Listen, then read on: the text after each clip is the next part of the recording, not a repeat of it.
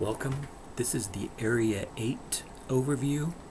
Thanks for tuning in today and for watching and listening and trying to pick up a little more information about things related to the readings for this week as we move from Africa to China this week and look at some of the early Protestant missionary work that was taking place there.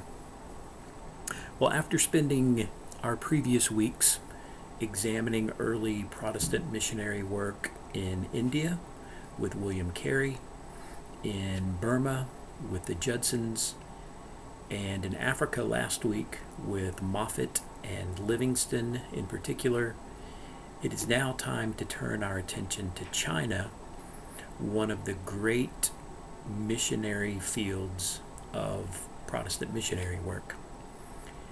It's worth noting as we provide this overview that the Roman Catholic Church was active in China hundreds of years before Protestants were on the scene.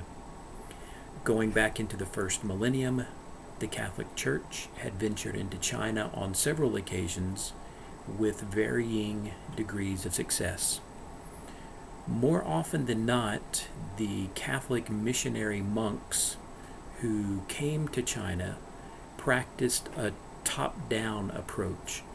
That is, they targeted the elite of society, believing if the gospel took root among them, then it would trickle down to the lower classes.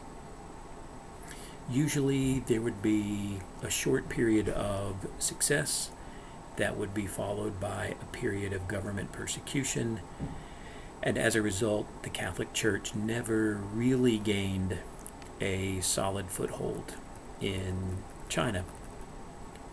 When Protestant missionary fires began to spread in the 1800s, China was one of the top locations on the radar of evangelical-minded people.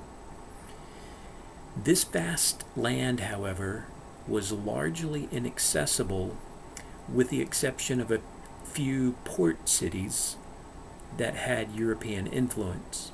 The British had been in China for a while, and they had actually fought some wars and those sorts of things, and the British had a few ports on the Chinese coast, and so those places were available for missionaries, but really not much else. And despite that fact, a number of Protestant missionaries began pouring into these port cities. And debates soon began about the best way to reach the Chinese. Was it better to preach to the masses or make inroads with the elite of society? Was it best to use Western words for God, or was it best to use already existent Chinese terms? Would missionaries have more success dressing like and integrating with the Chinese, or by maintaining cultural distinctions? Different missionaries and mission sending agencies responded in different ways. Some missionaries remained safely in European communities overseas. They maintained their European customs and dress while laboring to reach the Chinese. Others were compelled to leave the safety of familiar surroundings and press into the Chinese interior in search of new opportunities and relationships.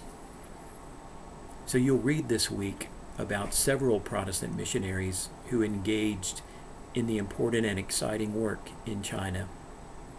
None was more significant at the time, and arguably no one has had a greater lasting impact than Hudson Taylor.